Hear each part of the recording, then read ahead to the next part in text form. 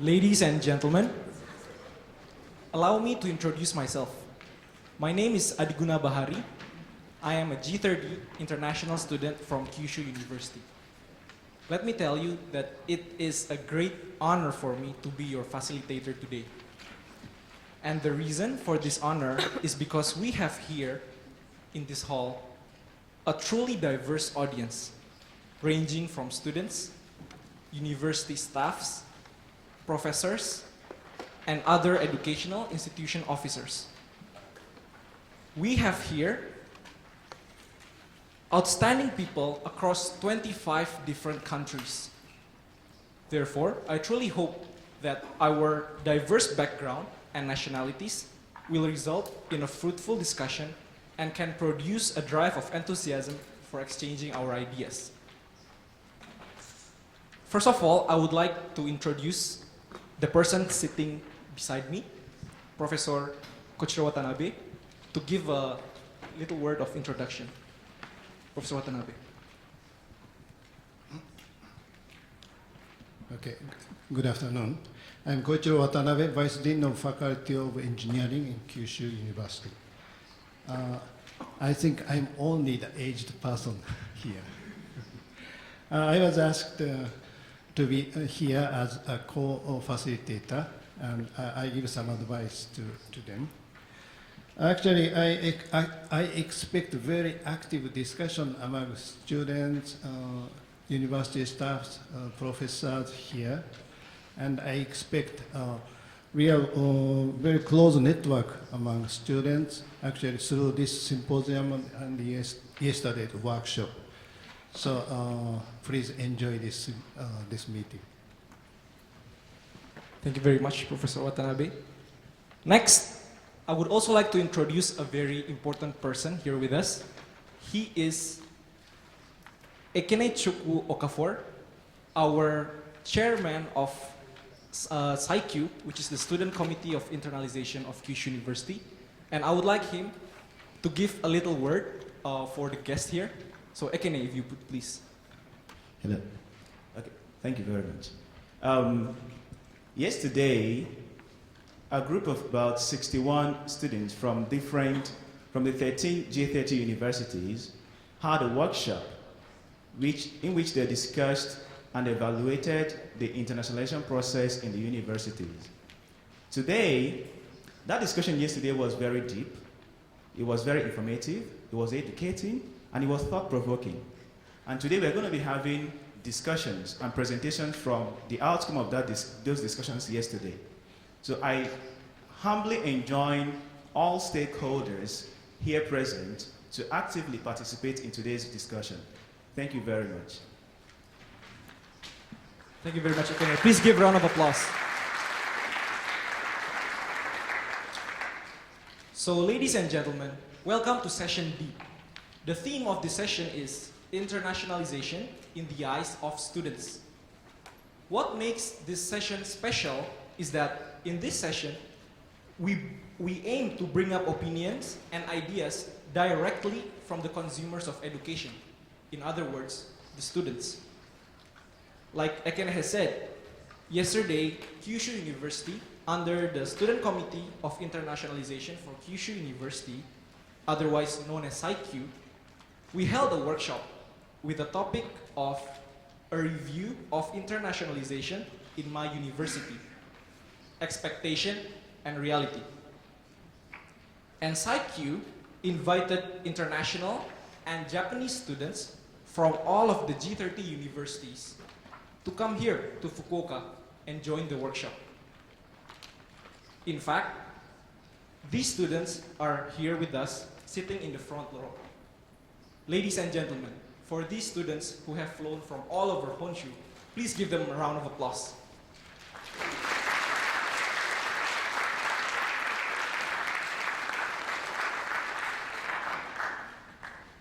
So, during the workshop yesterday, the students were divided into a group of 8. And we made sure that each group contains students from different universities and countries. The topic of internationalization practices itself were categorized into 4 groups. The first group is academics. The second group is facilities. The third group is information. And the last group is campus life.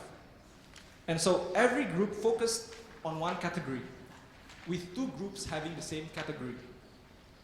And through this workshop, students were able to share their experience and discuss their ideas about internationalization practices in each of their own universities.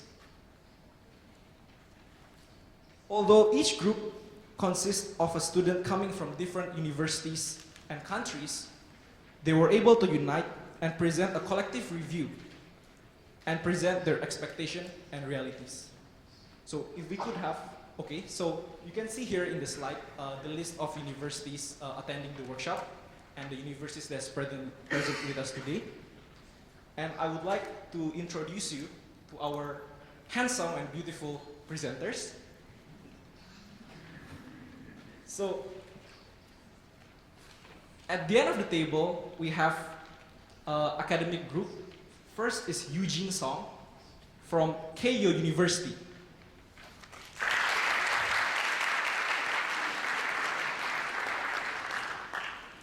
And the second is Adriana Gomez from Sofia University.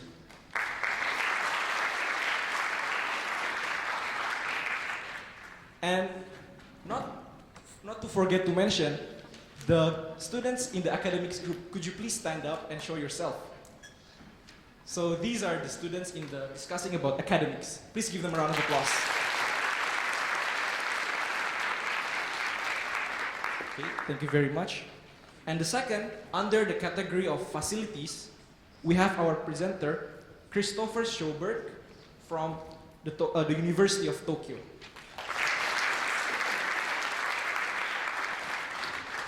And we have Nirmin Farid Juber from the University of Tsukuba.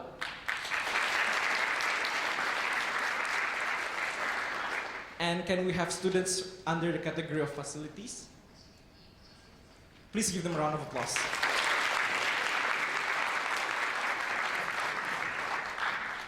Okay, and the third is the category of information. We have Kana Yamase from Meiji University.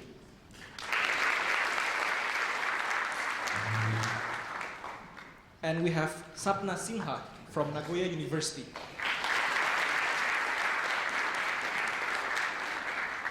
And then can we have the students under the category of information, please? Please give them a round of applause.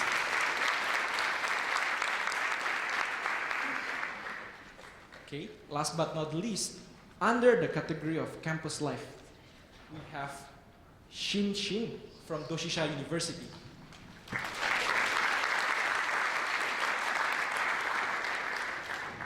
And we have Nguyen Thi Tan Nga from Kyoto University.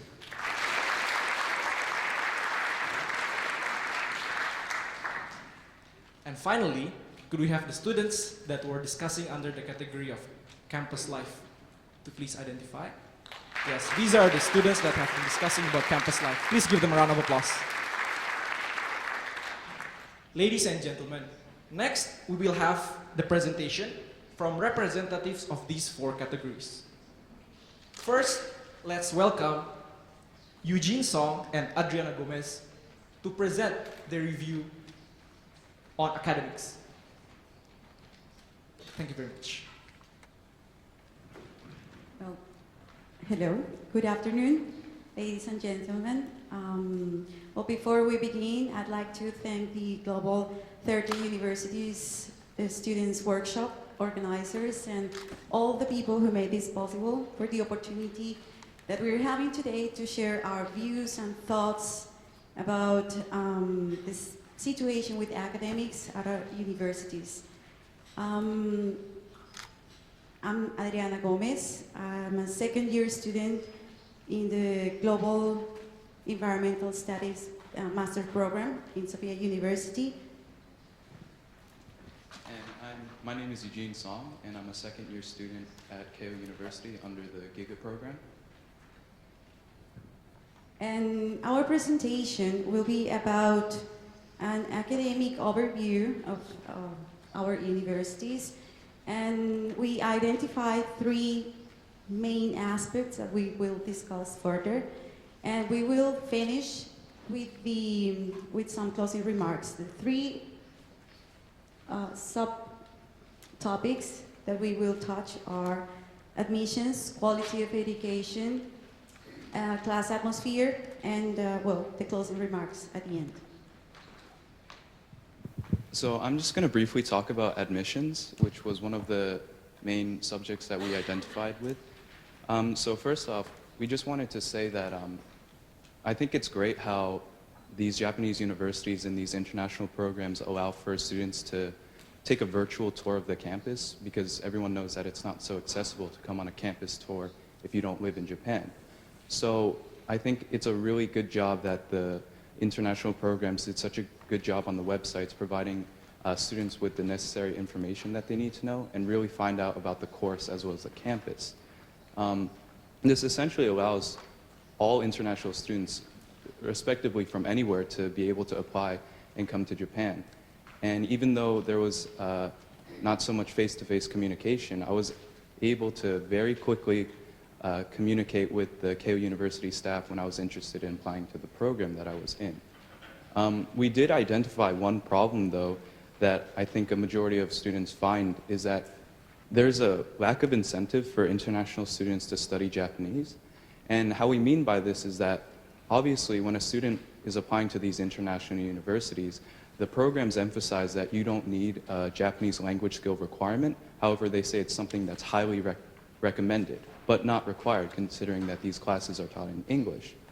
I know with at least Sophia University, they offer 4 credits per Japanese class that you take, but this only applies to the undergraduate program.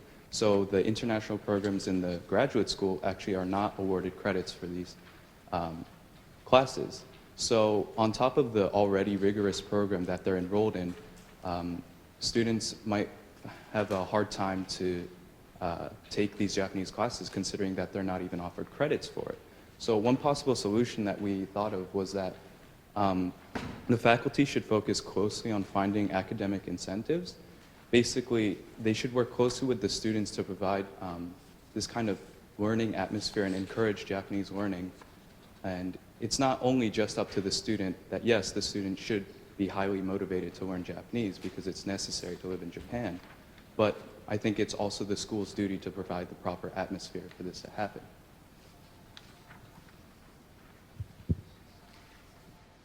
Well, another aspect that we discussed yesterday was the quality of education.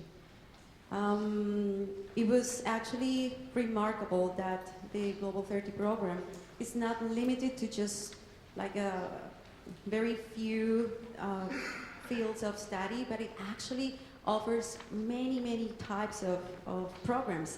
So, which is actually very good to attract international students, is offering a wide pool of choices for international and also domestic students who want to improve their English skills. However, we also identified an imbalance between the international programs and the Japanese programs in terms of this quality. We probably think that is due to the time that these programs have been kind of working or have been established. Japanese programs have been established a long time before the international programs. And of course, the international programs are improving little by little and with the time.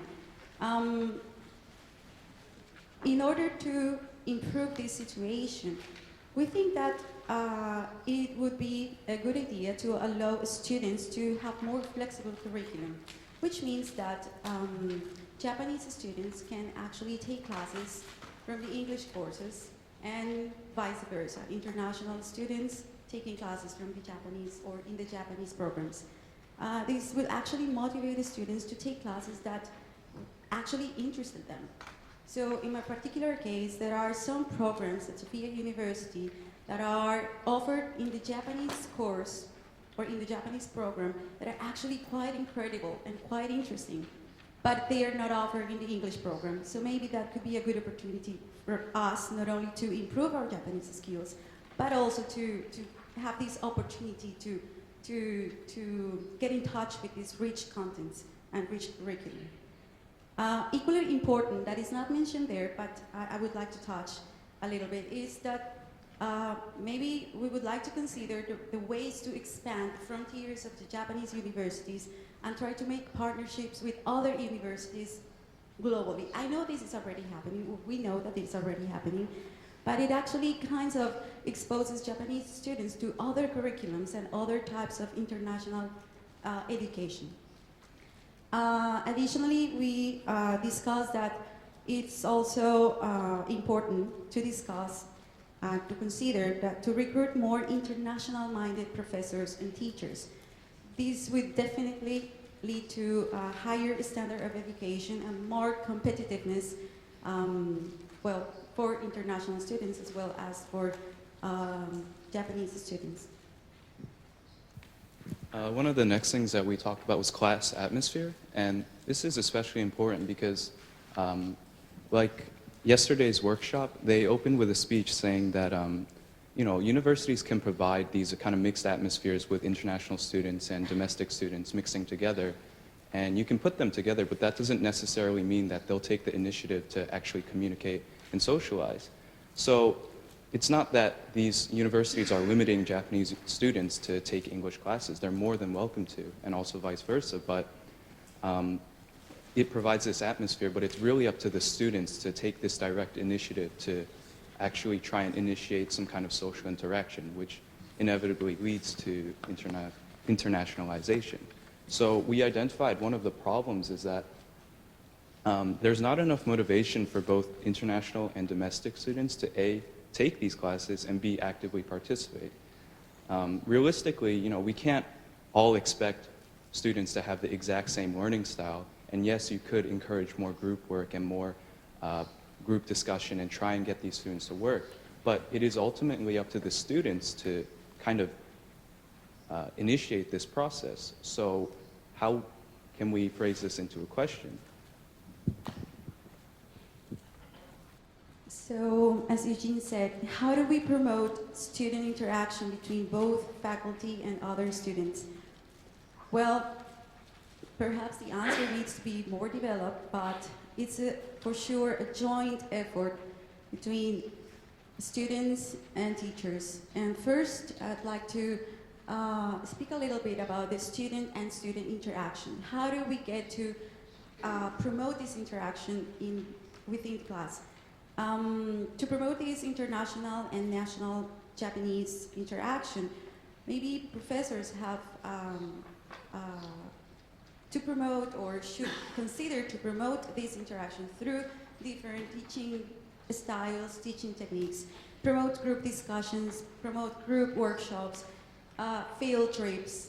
I think it's good to consider these kind of activities where there is an active participation of students in the classroom.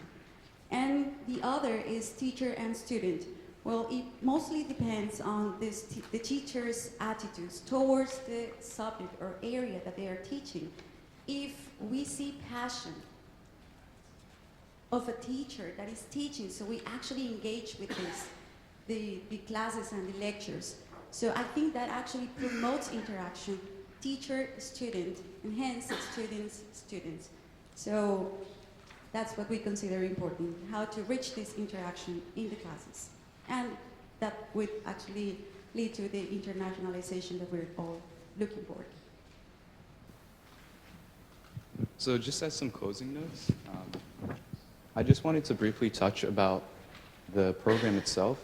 I think that the Global 30 program in itself is very ambitious, and from a student perspective, and I'm sure most of the students will agree with me, but it's been very successful so far. There's still a long way to go, but at the current rate it's going, I think it's really better than we think it is. However, with yesterday, the workshop that we participated in was in itself internationalization. We were able to discuss with students from other G30 participating universities in a completely new style of learning. And I think that both the student and faculty were mutually benefited from these talks. We were able to identify each university's strengths and weaknesses and learn how to cope with them. And these kind of talks in itself really make the case that, yes, Japan is internationalizing. And I definitely think that we should continue these workshops because it promoted a sense of student security. Because I know I was talking to a couple of our students that they considered this the first time that they actually met other students in the same G30 program, which is strange considering this has been going on for almost 5 years, yet these are the only simple interactions that we get to discuss. And I think that when we get together, we're actually able to make a more proactive approach towards these internationalization problems. Thank you. Thank you very much. Please give a round of applause. So from the presentation, there were 3 themes that were touched. First of all is in the terms of admission, they pointed out that there is a lack of incentive for international students to study Japanese. From the quality of education, they mentioned that there is somehow an imbalance between international and Japanese programs in terms of academic quality. And finally, from the class atmosphere, it was found out that there is not enough motivation for both international and domestic students to take these classes and to actively participate. I think those things are very closely connected because in international students taking these Japanese language classes, in most universities, in their hope is that by their 3rd or 4th year, they're actually taking their classes in Japanese. So I think that that as of right now, that the credit system, how it works, is that it only raises Japanese up to a certain level, but I don't think that it's a level that you can be taking university classes in Japanese. So the accreditation system is more of an incentive to get these students to learn Japanese so that they can get to that point where their 3rd or 4th year, they're actually just taking classes that they're interested in Japanese. Because we hope that as international students, that should be your goal. But once again, like I said, it's a joint effort between the students and the faculty. Because yes, students already should have a high motivation to learn Japanese, regardless of the credit system. But faculty need to provide a proper learning environment to make that happen. Thank you. Thank you for the question. Well, that's actually something that I think most of us are facing now, that type of challenge. I can speak of myself and my classmates that are in the graduate programs. It is actually almost impossible to catch up with the Japanese classes and meet the credits that we are supposed to meet, right, at the end of the course. So some of us have to extend the time, which means perhaps more money, because none of all of us have scholarships, or that also implies that we have to sacrifice the Japanese classes.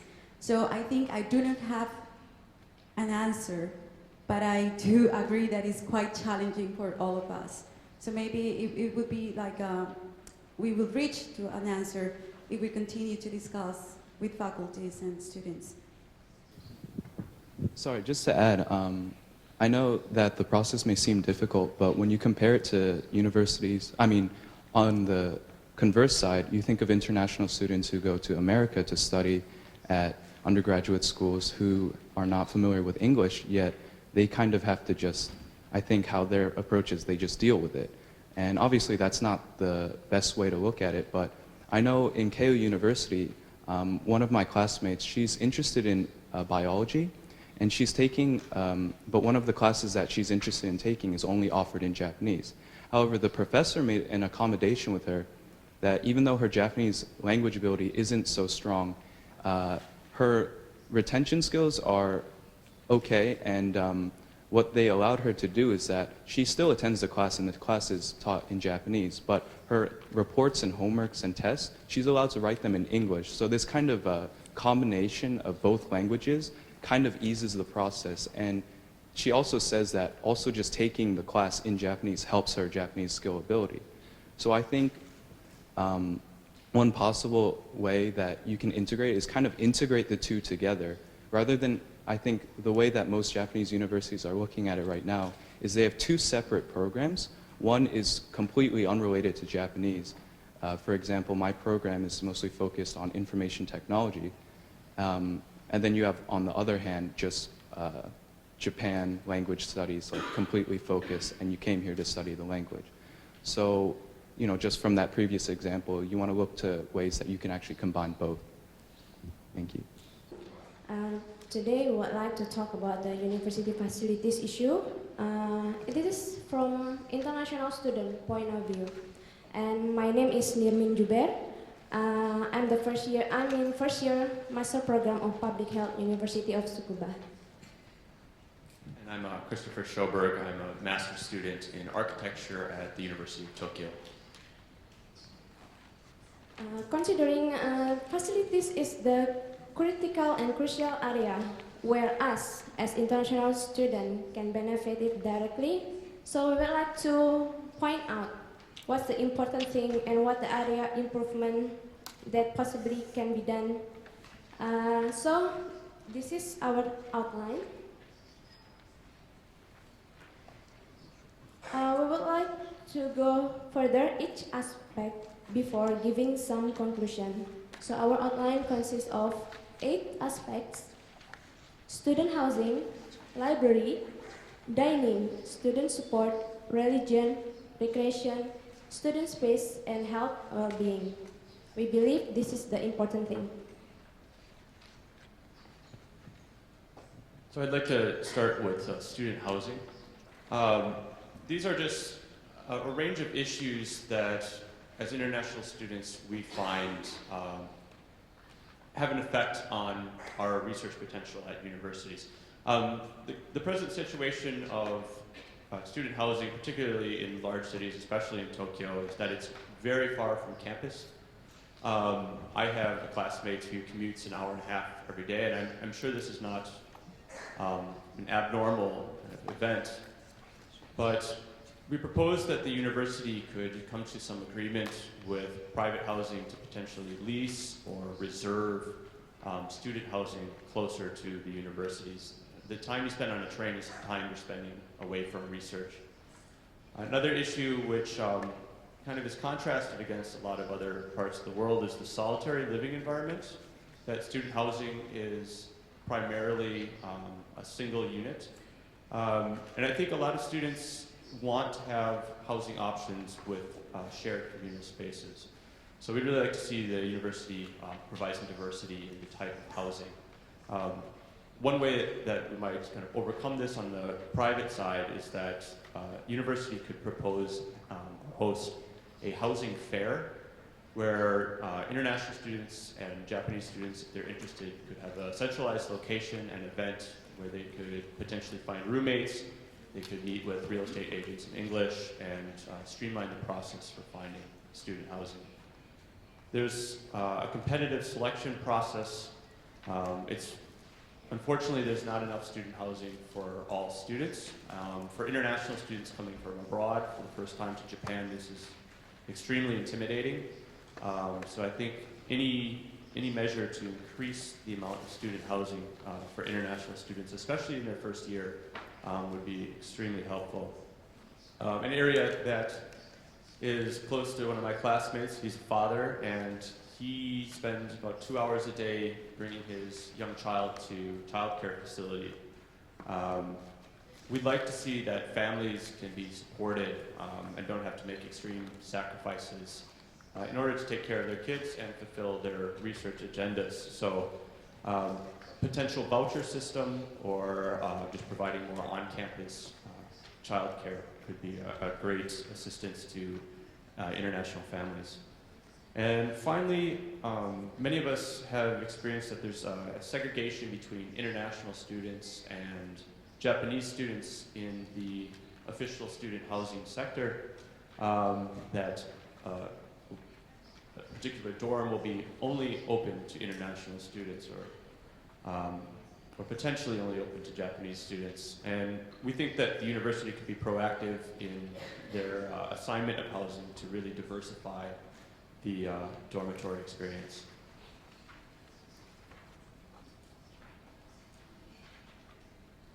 On the issue of library and information resources, our group discussion revealed that we feel like in Japan we really are at an advantage of having access to high quality scientific journals from around the world, that there's really a wealth of resources,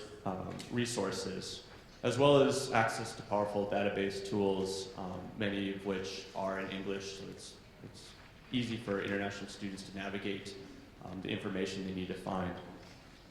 Some comments from our group, though, were that on, especially at undergraduate level, study materials in English are limited. We'd like to see libraries increase their English collections. But they may have books, but particularly support material for the courses they're taking are not available in English. Limited English-speaking staff in libraries. One possible solution would be to create a volunteer library staff or support staff, potentially even composed of international students or Japanese students that could offer assistance to students in the language that they needed to communicate in. Many universities, their libraries feature quite reduced hours compared to other universities worldwide, limiting the kind of intensive studying that you can do in a library setting. We'd like to see the library hours extended.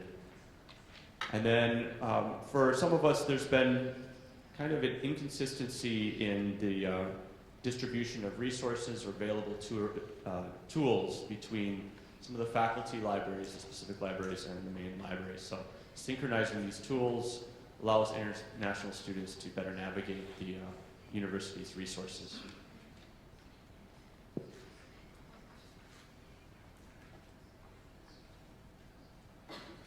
Next, I would like to discuss and take a deep look about dining, because this is important. So having a supportive system will be helpful for us. About dining, now, as most of you realize, there's only limited menu and low diversity, and it will be helpful for us to have a greater variety of menu. And having said this, we hope to have a rotational weekly menu. I think that's one of the solutions that to answer this kind of problem. And then the next thing is lack of special dietary and vegetarian option. For me, for example, I have a special dietary, and other student maybe about vegetarian or special need or religious need. And maybe there's only limited option that available inside the campus. So by providing us more option with a specific diet, and by having a food fair celebrating international cuisine, we hope it will be benefit us. And I believe this kind of support is really, really helpful for us. And then the next thing is limited opening hour. Some of students work up until night and maybe beyond the working hour, and after that they are searching for food, and because there's limited access and maybe so far, so they're wondering, they're questioning why there's no cafeteria that opens still up until night. And then we expected, we believe to have an after-hour food option will be beneficial us. And we come to conclusion, we come some suggestion by providing food vending machine will be helpful. And then next thing is about limited information about food contents. As I mentioned before about special dietary, so information about food content in English will be helpful. A positive note, many of our universities offer wonderful student support networks. Just a few of the opportunities are international lounge spaces where students can gather, tutoring systems for incoming students to help them navigate the registration process with their wards or the healthcare system, and international student help desks where they can find one location to get their questions answered. We'd just like to see these resources promoted. The only critique might be that there's really a scattered administrative office system and process for enrollment.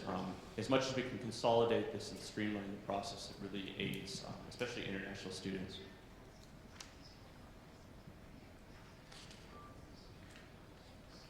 The next thing is about religion. In the present, we see that there's limited facilities for religious activities and prayer. So, by the provision of adequate spaces and to these activities is very important. And lack of information about religious service. Some of students, especially new student, wondering where is the nearest church or mosque or any religious services. So by having an easier access to information about religious service, and by providing this in central location or in international lunch will be helpful for us.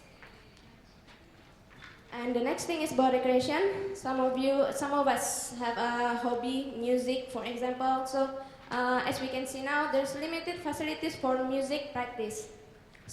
So university can have a better support by establishing spaces for music rehearsal, or give us more space for creativity and for our hobby to be delivered well. And then the next thing is about some sport facilities, which is currently limited to club use only. And then limited access hour to sporting equipment and sport field. We believe by changing access regulation will promote equal access for availability to these facilities. Another positive note, we find across the board that the laboratory and equipment facilities we have access to in Japan are really excellent. They are adequate for our needs for research, so we're happy about that. One issue might be that we'd like to see more collaboration between laboratories within the university. It's kind of a unique system for me. The laboratories seem a bit isolated, and we propose maybe occasional get-togethers to share research agendas. Could help promote collaboration between laboratories.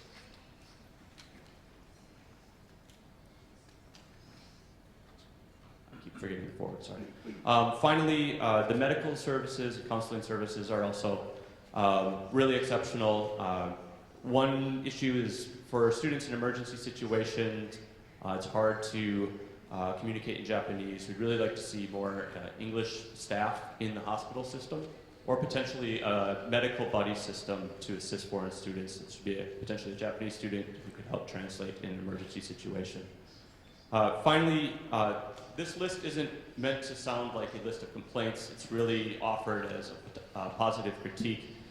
We think that Japanese universities provide excellent benefits and facilities to students.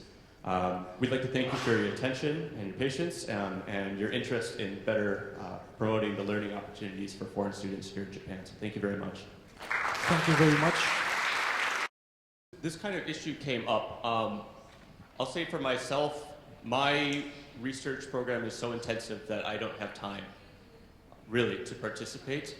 If I want to maintain my health, I need to be on a flexible schedule. So the issue of limited access for only clubs, I think, is something that can change. But we also really understand that we want to have opportunities for international students to participate in Japanese clubs, that the club mentality is a tradition in Japan that shouldn't be obliterated for the benefit of international students.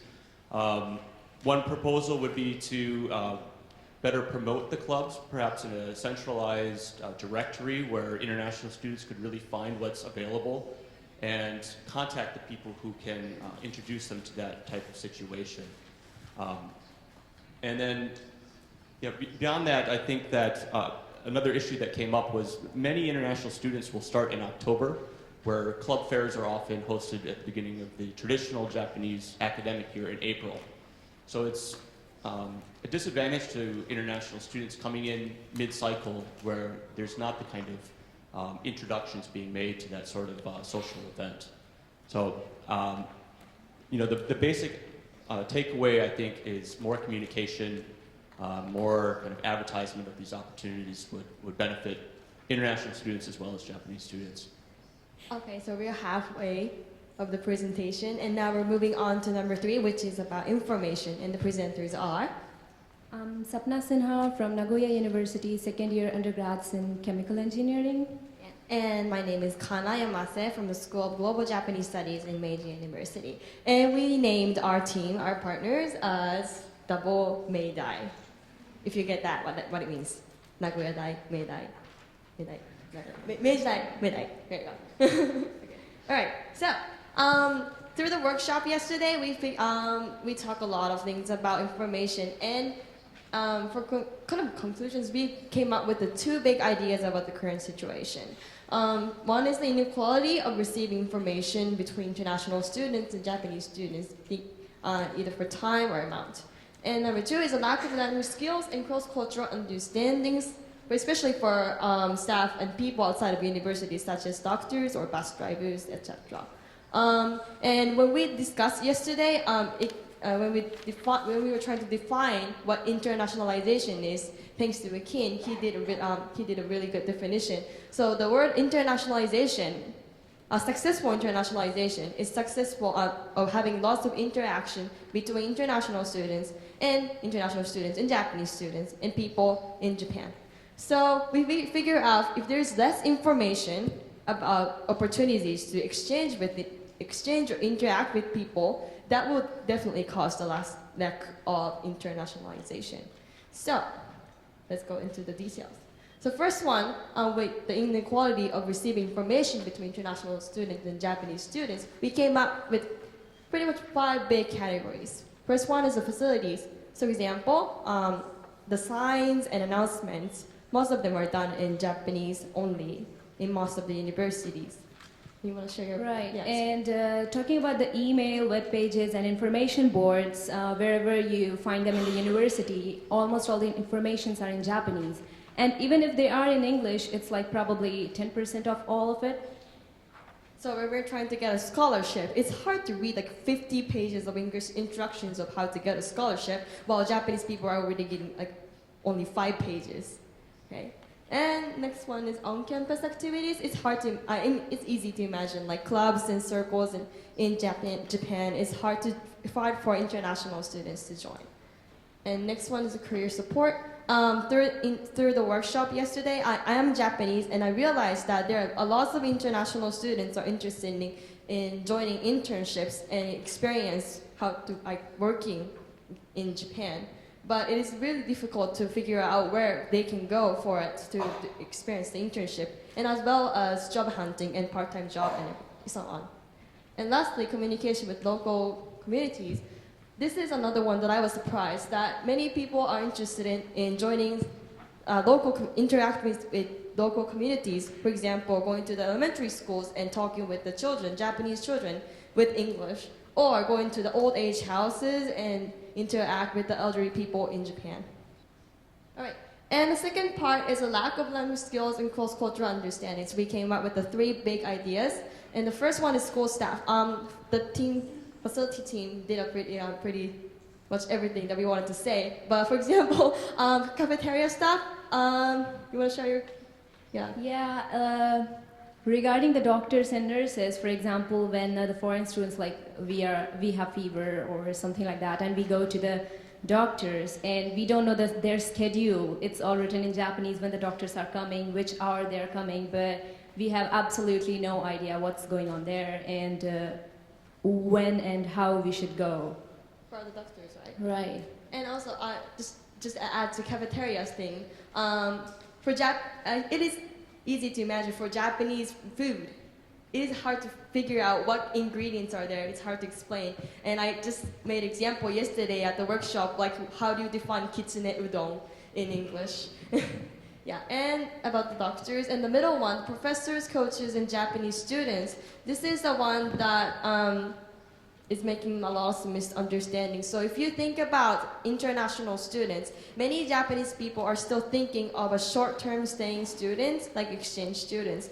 But there are more and more long-term people like 4 years or 2 years coming into Japan and studying because thanks to Global 30 project.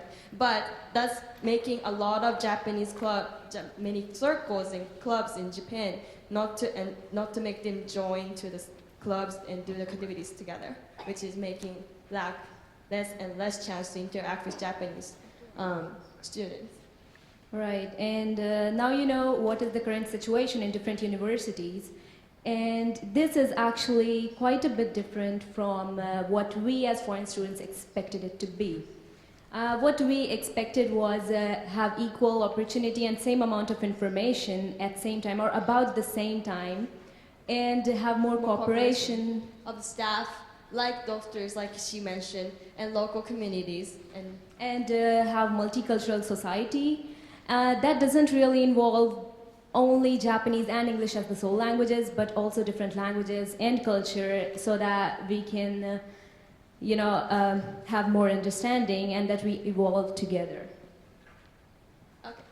And now, on behalf of the student body, as we discussed yesterday, I would like to propose some actions that should be or could be taken by the universities to improve the situation. And one of the most important is career. That's what we all are here for. And the things that are already going on in different universities, for example, in Nagoya universities, they already started the job hunting seminars. And we also have internship options for the automotive department, although it's still only for that department, not for all of them. And then we have in Tohoku universities, the companies come every 2 to 3 months, and they also have individual consultancy with each student. But again, it's only limited to Tohoku University, and it's not going on in anywhere else. And the third one is in Ritsumeikan University. The university has a list of companies listed in their websites, and there are workshops in English. So these are some of the things that are really good. But we need to kind of propagate it so that the other universities also start doing this. And some of the other measures are that the universities might link with companies, those are interested in taking the foreign students, and list them on the website so that we don't have to Google search all the time and find 1,000 companies and look through all of them. And second is like probably FB page. I guess most of you are on Facebook. And mailing list, that might be a good option. And having signboards or notices in more than 2 languages or 2 languages. Okay, and I'm going to just go quickly on this slide. So for communication and local community, one thing that we thought was interesting is having a homestay, because this is a great way to interact with the actually people living there and living with them and share lots of values and stuff. And 1 or 2 weeks of homestay also helps you learn about the culture and the language, of course. And the other things are, of course, the events like the university events or the festivals that might help you to get along more with the local people. And third, for example, in Nagoya University, we have like foreign students taking a few classes of elementary school that I thought was a good idea, but it's still limited. Okay, so there are some actions that we made.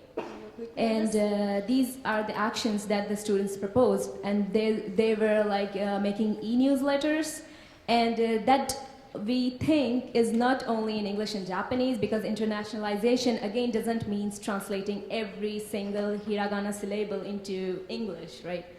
Internationalization means collaborating, and we might have something like half English, half Japanese, or something like that. And we all make effort on both our fronts so that we can succeed together. And second is for club student committee, I guess all of us already talked about it already.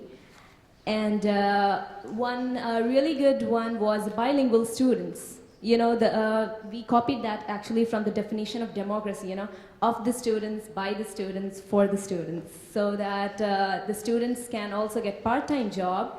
The things can be translated in English, and both the problems are solved.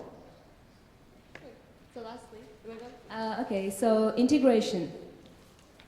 Okay, So the international student awareness and understanding of the foreign students, we think that this is really important because again, we are in a country and the national language is Japanese. You cannot expect everything to be in English. So we have to understand that we have to make efforts on our sides too.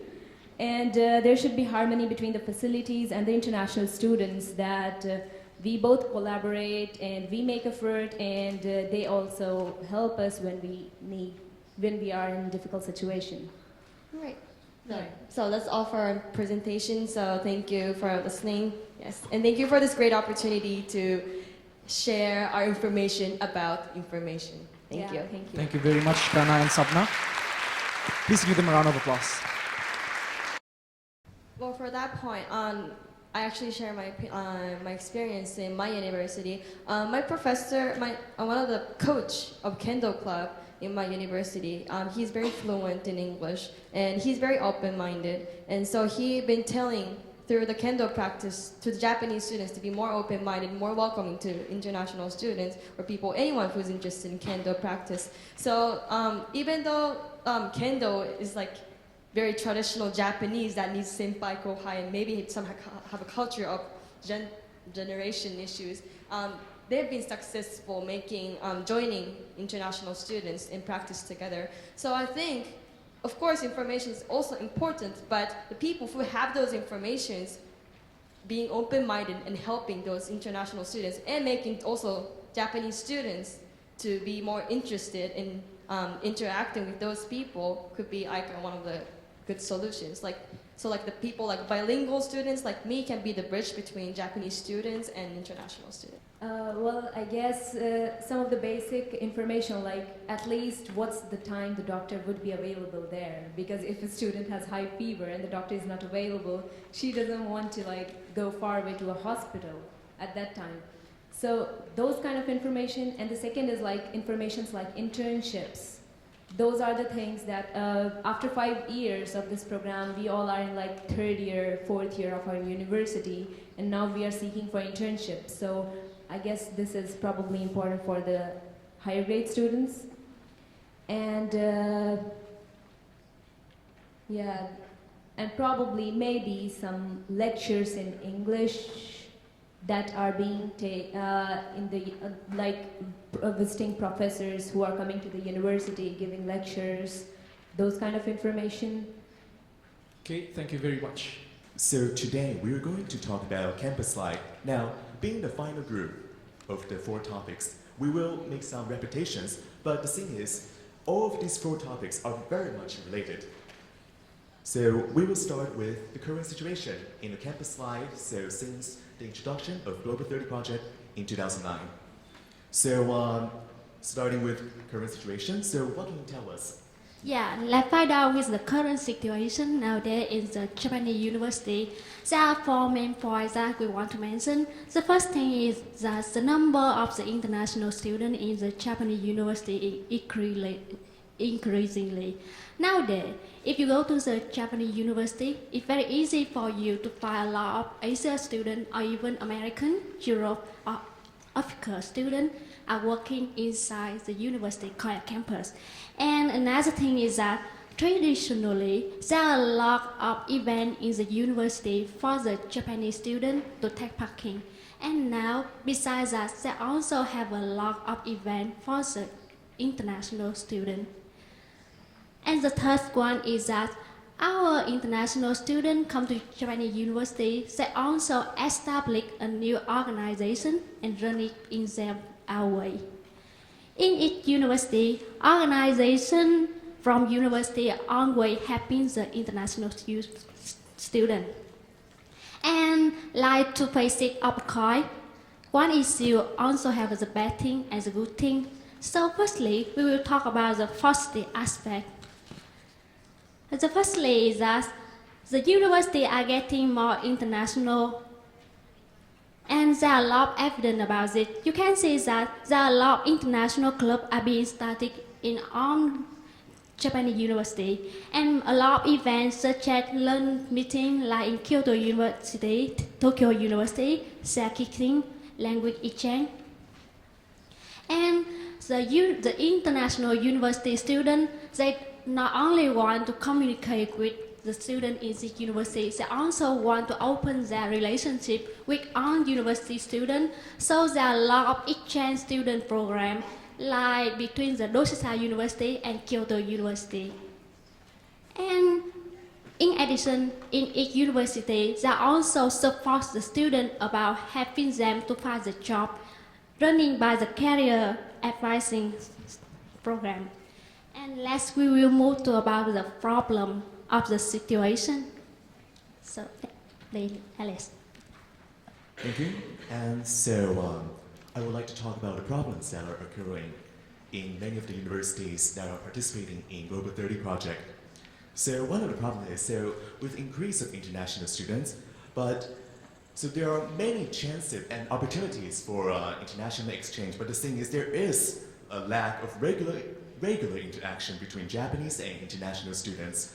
Now, so in the workshop yesterday, we discussed that some of the causes may be the language barrier, as many of the Global 30 students do not possess the necessary Japanese ability to interact with Japanese students, and many of the Japanese students are not confident with their English ability to communicate with the international student.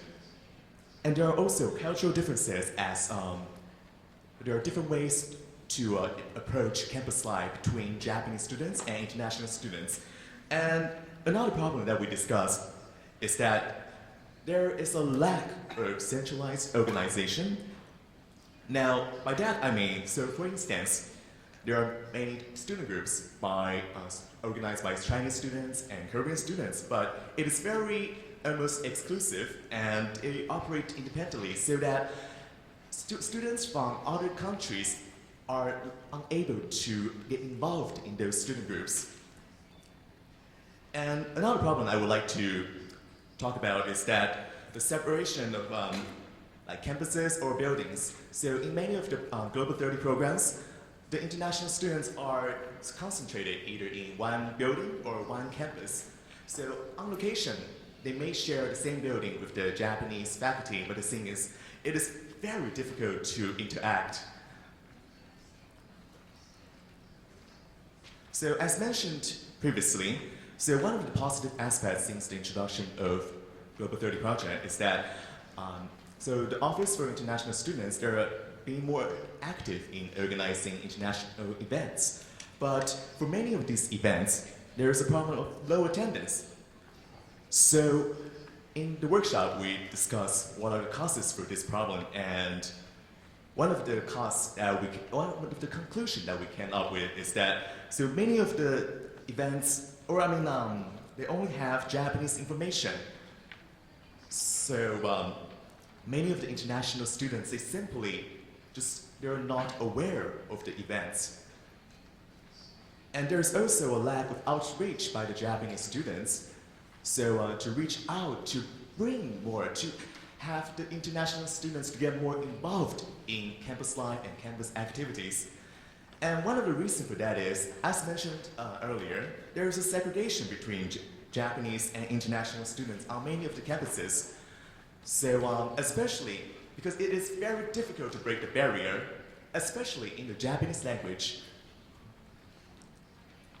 So in the workshop, we discussed some proposals that could remedy these issues.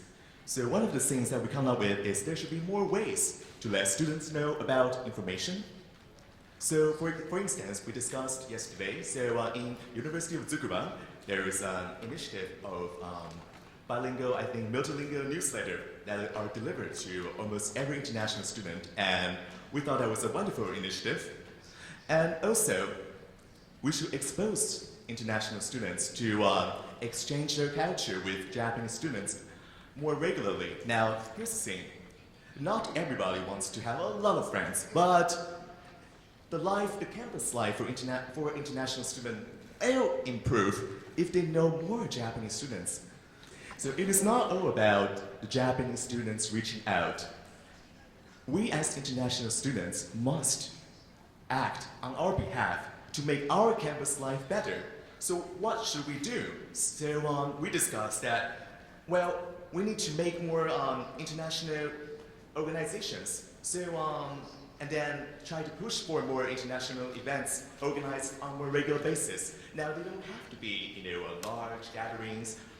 It could be just a small lunch gathering, lunch meeting, but on more like regular basis, so that for some reserved, shy students, once they know that there is always some gatherings there on daily basis or on regular basis, perhaps one of these days they will think about joining. And if they enjoy it, they will come back again.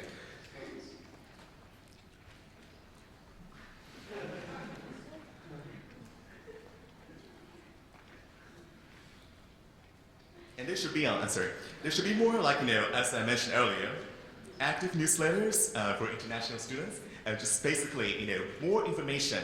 An informed international student will likely have more chance to enjoy his or their campus life.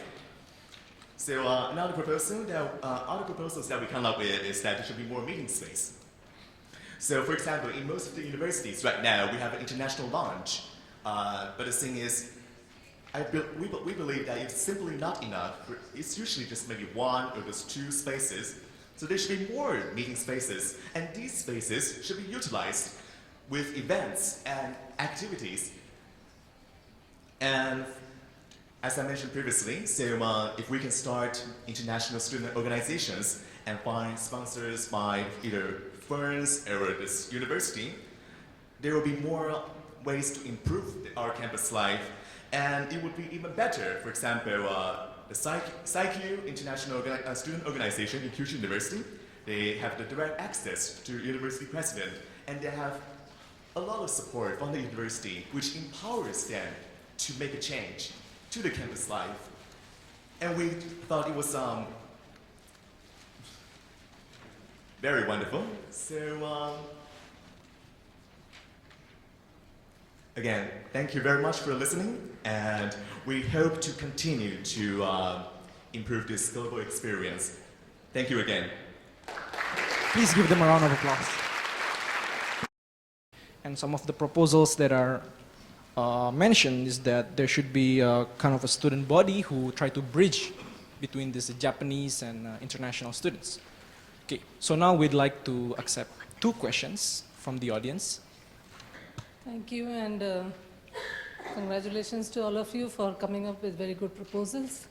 I'm Neelam Ramaya. I'm working at the University of Tokyo, and I came to Japan long ago, as like you all. Maybe there are many people in this hall who came long ago, and back then, the Japanese universities were not trying to put in efforts at Englishization. So I guess you guys are all very lucky, but I also think that if you will continue with this kind of solitary existence, you are not going to learn much.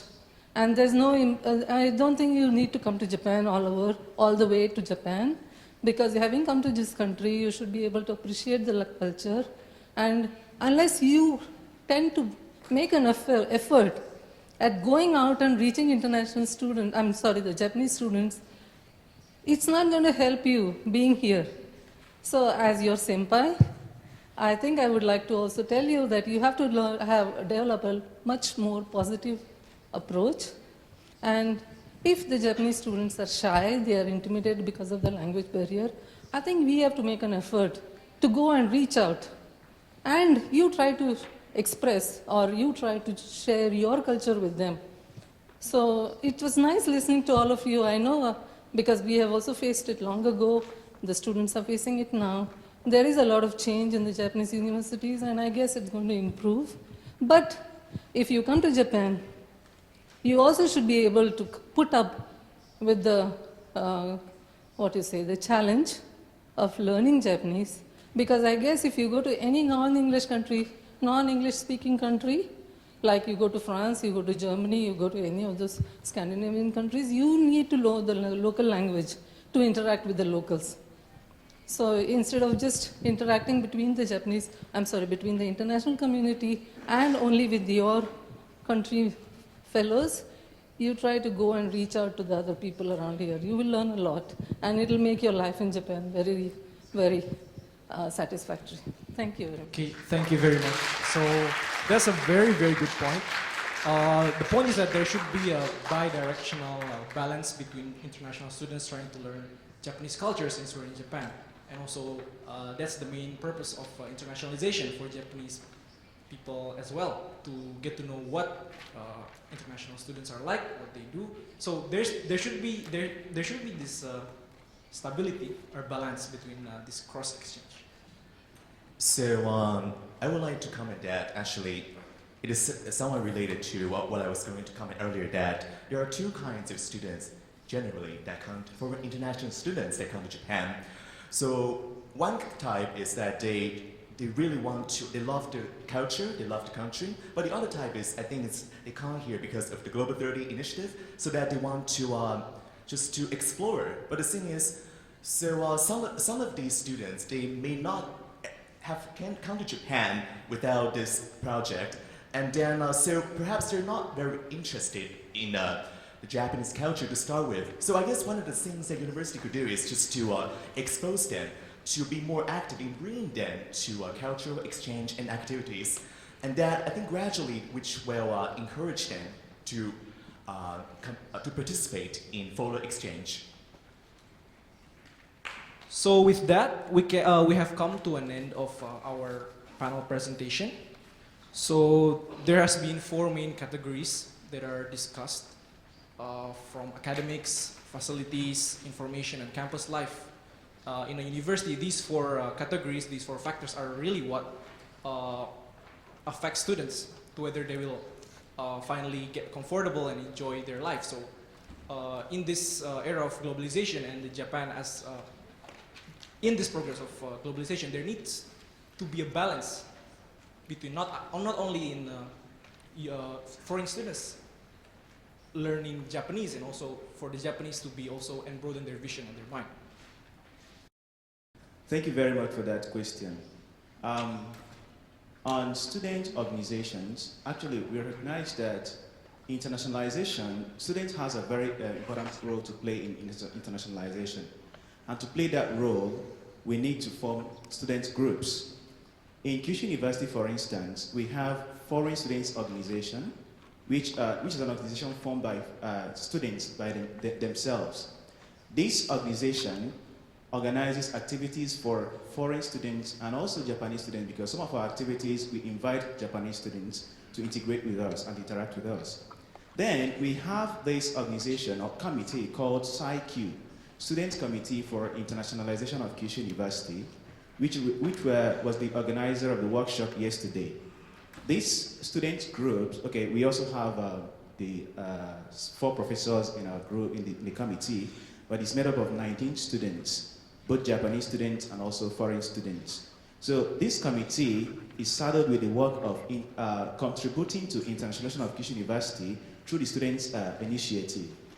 So we also know that in some other universities, like in Osaka University, they have Foreign Students Organization, they call OISA, and they also have Japanese Students Organization. And we understand that these 2 student organizations cooperate in organizing activities for foreign students and also for Japanese students.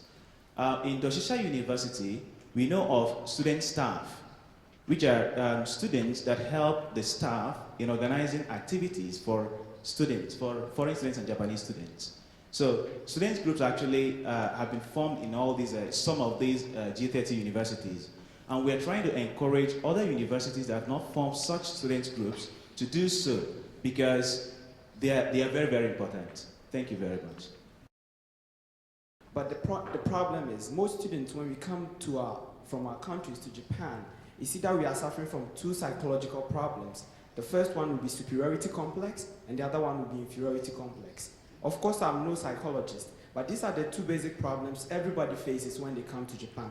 I'm not dismeaning or I'm not giving disrespect to anyone. Some people, when they come to Japan, they think Japanese people and the Japanese culture is inferior or archaic. Others, when they come, they are amazed that Japanese culture is is better than their own thing. Everybody tends to be a little bit ethnocentric, but I think we have to be objective. And objectivity is the only answer. When I came to Japan, I opened my mind as a child. I don't know anything and I'm learning everything.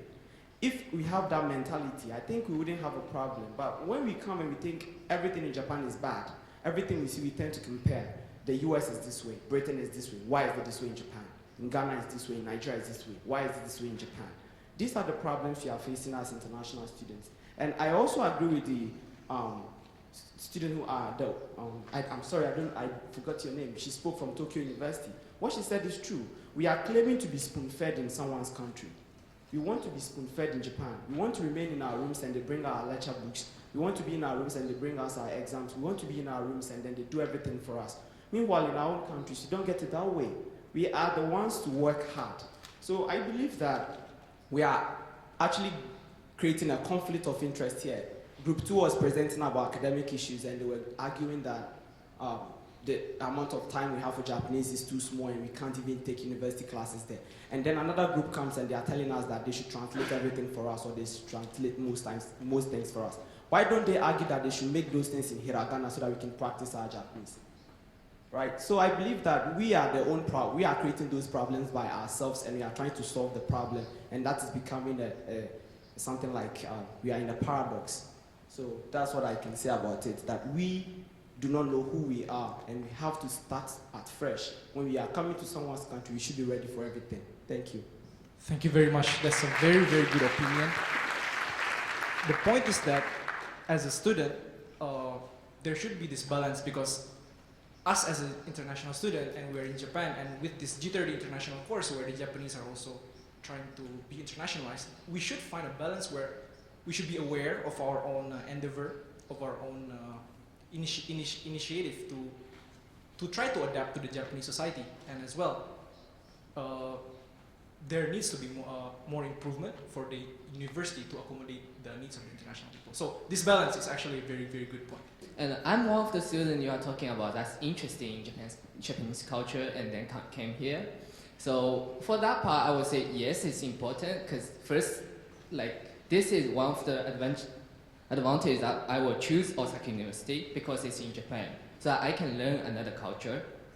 And for those students who's not interested in Japanese culture, I think your world is too beautiful for that. Some of them does not even interested in the culture contents, in the school contents. They just want to get out of their own university and make a fun time here. You know that's happening, right? So for those students, I still say it is important for them, because we are the guests here. We need to pay respect for this country to accept us. So at least for the daily life, we need to know what Japanese people do and how they do them.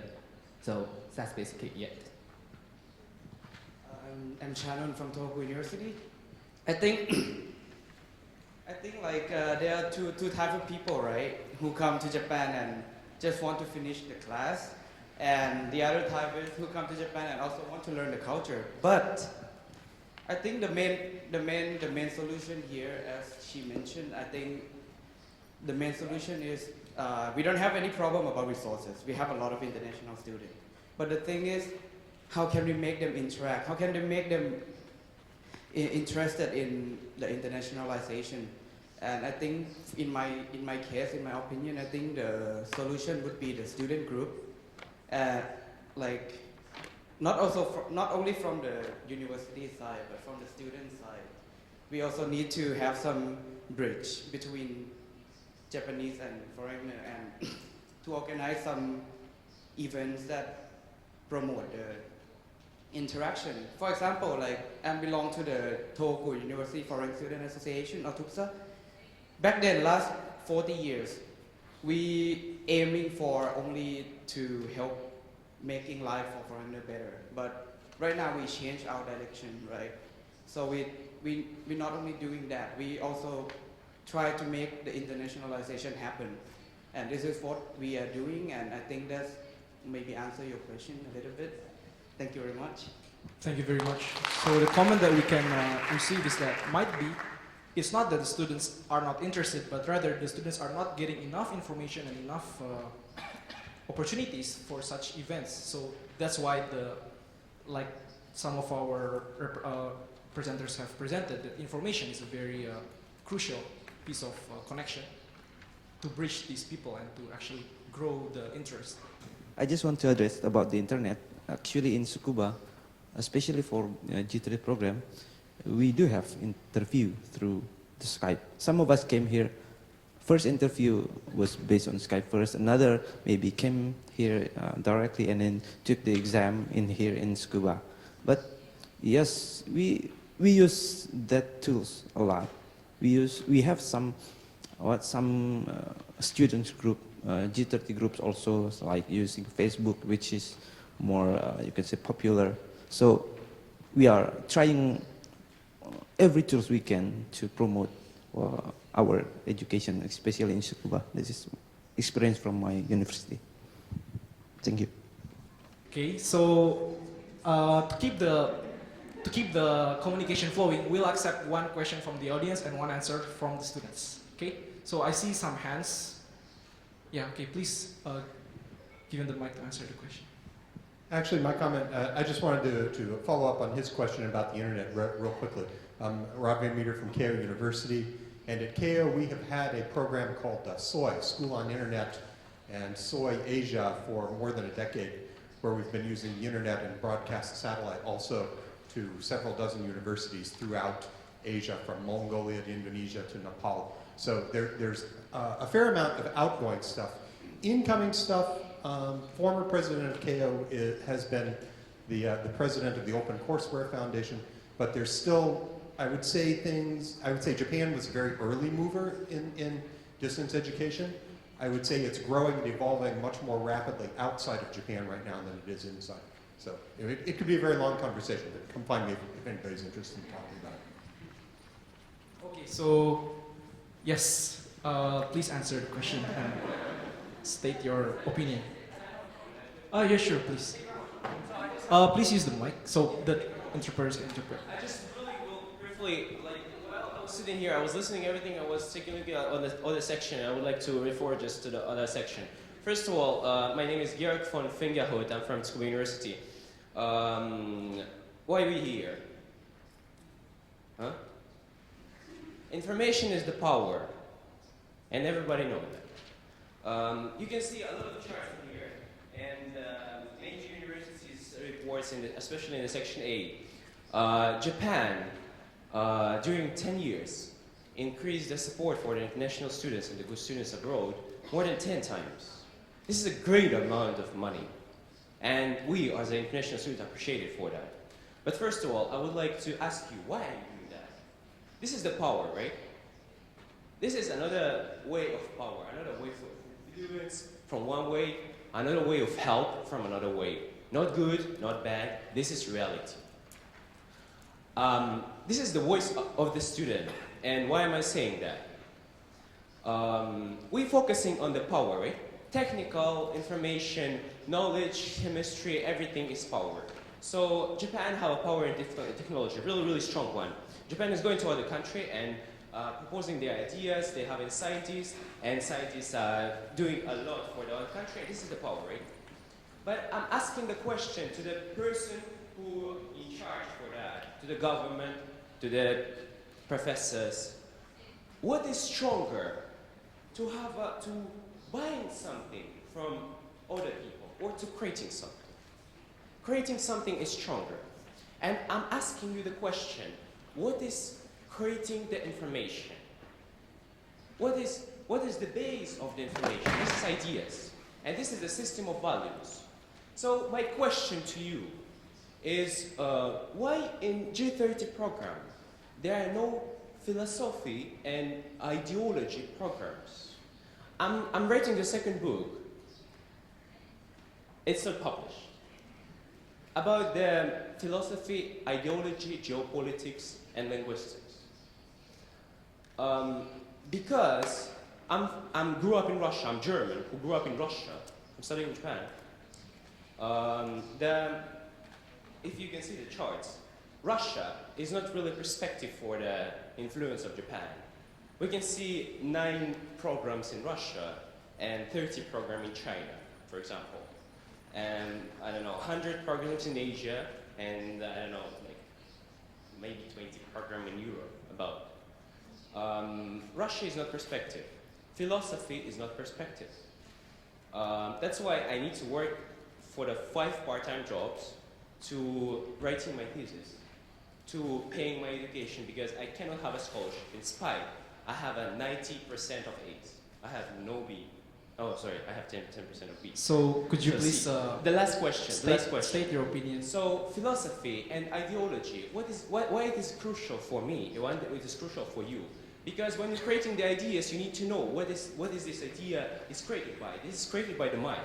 So we need to kind of set the mind for the creating the ideas. So it's really easy because right now, we are human resources. Right now, everybody of us is the human resources. We making a business person, this business person going there, this is kind of machine, right? So we need to set our mind to create a new technology, to create a new things, chemistry, etc., etc., etc. And based on this is ideology. If Japan is focusing on the power, why Japan is not creating the other ideology and the philosophy? Could you please state your, excuse me, Yeah. please state your point in one final sentence. One final sentence. Please create a support for the philosophy and ideology program or something like that. Thank you. Okay, thank you very much. That was a very interesting point. And it actually shows that there is interest in Japanese, in programs done in Japan. So that's actually a very, very good opinion to open up more diverse subjects to be open in this G30 course. So I was informed that we still have a little bit more time.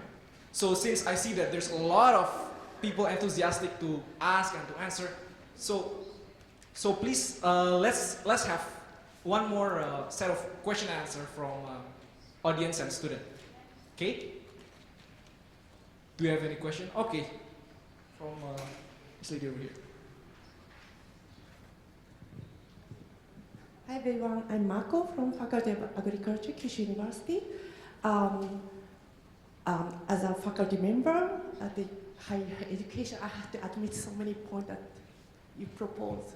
But actually, when I was out of my country, I kind of found out that the things of Japan, which are different from global standard, are sometimes look nice. Like I like spring admission. We do a ceremony with full of cherry blossom. And I kind of liked the senpai kohai system in the laboratory. I'm in life science field. And then when I joined the laboratory, I had senpai who always showed me how to do experiment. When I was working in the States, my boss just gave me one protocol and I have to do it by myself. So it would be kind of nice and encouraging for me that if you found out that nice point of Japanese university that are original, that are not universal, but that's part of our culture and our system. Thank you. Thank you very much for the comment. So we'll have one final comment from the students. Okay, let's have you. I almost forget what I wanted to say at the end.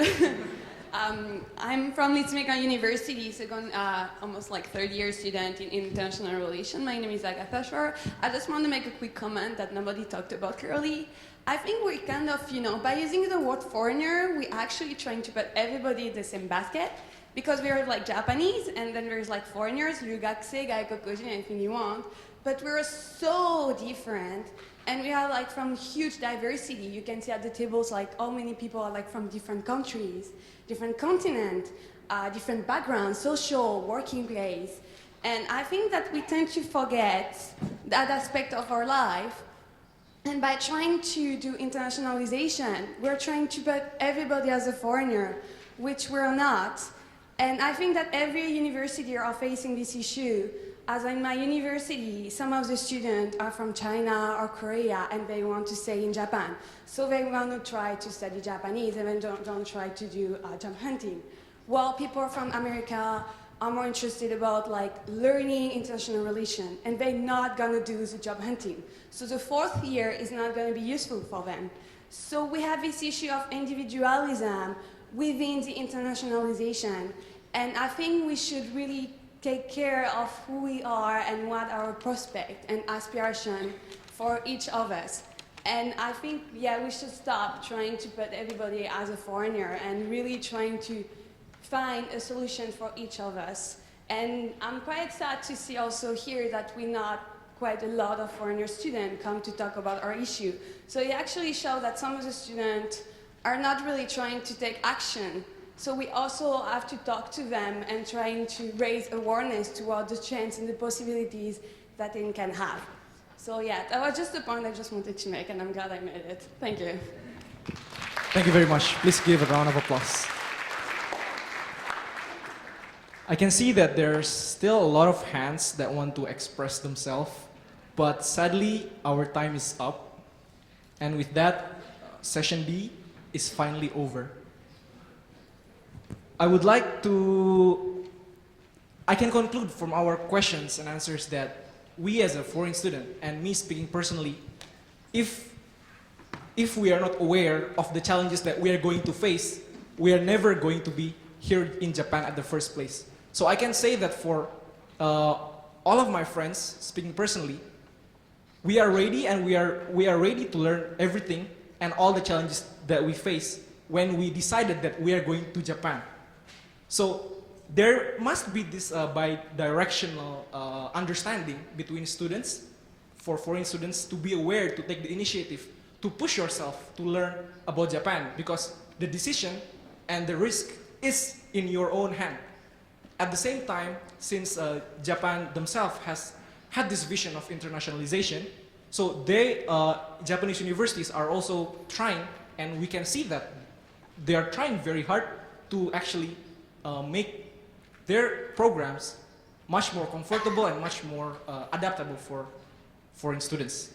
So with that, I would like to conclude, I would like to close this session. Thank you very much. And I hope that this discussion that we had can be a stepping stone for us to further expand this kind of symposium, since I guess all of you can say it's very, very, very effective and helpful. So thank you very much for being a great audience. I'm very much grateful to host you all. Thank you very much.